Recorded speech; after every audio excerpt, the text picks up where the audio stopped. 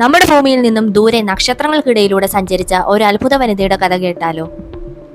ആകാശമണ്ഡലത്തിൽ അവർ കുറിച്ച കാൽപ്പാടുകളും അതിജീവന കഥകളും അറിയണ്ടേ? ഈ വീഡിയോ മുഴുവനായി കാണണം. പിന്നീട് സുനിത വില്യംസ് എന്നറിയപ്പെട്ട സുനിത ലിൻ പാണ്ഡ്യ 1965 സെപ്റ്റംബർ 19 ഓഹോയിലെ യൂക്ലിഡിൽ ജനിച്ചു. അവരുടെ പിതാവിന്റെ കുടുംബം ഇന്ത്യൻ വംശജരും അമ്മയുടെ കുടുംബം സ്ലൊവേനിയയിൽ നിന്നുള്ളവരുമായിരുന്നു. മസാച്യുസെറ്റിലെ നീതാമിലാണ് അവർ വളർന്നത്. 1983 നീതാം ഹൈസ്കൂളിൽ നിന്നും സുനിത വില്യംസ് ഹൈസ്കൂൾ വിദ്യാഭ്യാസം പൂർത്തിയാക്കി. 1987 യുണൈറ്റഡ് സ്റ്റേറ്റ്സ് നേവൽ അക്കാഡമിയിൽ നിന്നും ബിരുദം നേടി. 1995 ഫ്ലോറിഡ ഇൻസ്റ്റിറ്റ്യൂട്ട് ഓഫ് ടെക്നോളജിയിൽ നിന്ന് മാസ്റ്റർ ഓഫ് സയൻസ് ബിരുദവും നേടി. 1987 സുനിത വില്യംസ് യുണൈറ്റഡ് സ്റ്റേറ്റ്സ് നേവിയിൽ അവരുടെ ഔദ്യോഗിക ജീവിതം ആരംഭിച്ചു. 6 മാസത്തെ നേവൽ സിസ്റ്റം കമാൻഡ് പദവിക്ക് ശേഷം ബേസിക് ഡൈവിംഗ് ഓഫീസറായി മാറി.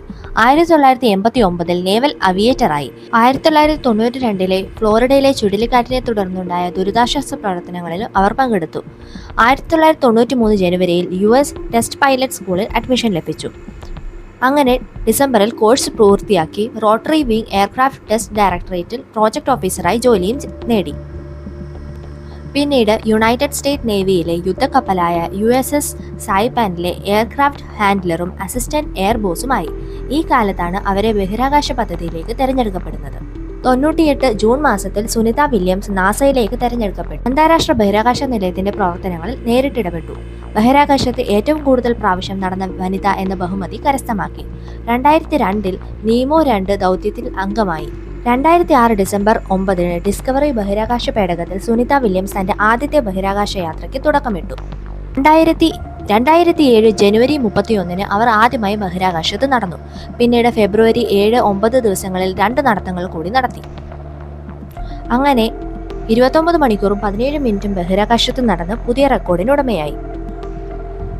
2007 ട്രെഡ്മില്ലിൽ ഓടിക്കൊണ്ട് അവർ ബോസ്റ്റൺ മാരത്തോണിൽ പങ്കെടുത്തു. STS 117 ദൗത്യത്തിലും പങ്കാളിയായ സുനിത വില്യംസ് ഈ ദൗത്യ സംഘത്തോടൊപ്പം 2007 ജൂണിൽ ഭൂമിയിലേക്ക് മടങ്ങിയെത്തി. പിന്നീട് 2012 റഷ്യൻ ബഹിരാകാശ പേടകമായ സോയുസ് TMA ബഹിരാകാശ പേടകത്തിൽ വീണ്ടും യാത്ര തിരിച്ചു. പിന്നീട് ഏകദേശം 127 ദിവസത്തെ ബഹിരാകാശവാസത്തിനു ശേഷം നവംബറിൽ അവർ ഭൂമിയിലേക്ക് തിരിച്ചു വന്നു. പിന്നീട് അങ്ങനെ ഈ 2 ബഹിരാകാശ യാത്രകളും ഒരുമിച്ച് 321 ദിവസത്തിൽ കൂടുതൽ നീണ്ടു നിന്നിരുന്നു. പിന്നീട് അവർ പോയത് 2024 2024 ജൂൺ 5 പിന്നീട് അവർ ബഹിരാകാശത്തേക്ക് പോയത്. 2024 ജൂൺ 5 സുനിത വില്യംസും ബുച്ച് വിൽമറും സ്റ്റാർലൈൻ ബഹിരാകാശ പേടകത്തിന്റെ ദൗത്യത്തിനായി പുറപ്പെട്ടു.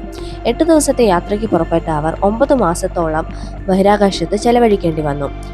പേടകത്തിലെ ത്രസ്റ്ററുകളുടെ തകരാറുകളും മൂലവും ഹീലിയം ചോർച്ചയുമാണ് അവരുടെ യാത്ര വൈകിപ്പിച്ചത്. 9 മാസത്തോളം അന്താരാഷ്ട്ര ബഹിരാകാശ നിലയത്തിൽ തങ്ങേണ്ടി വന്നു.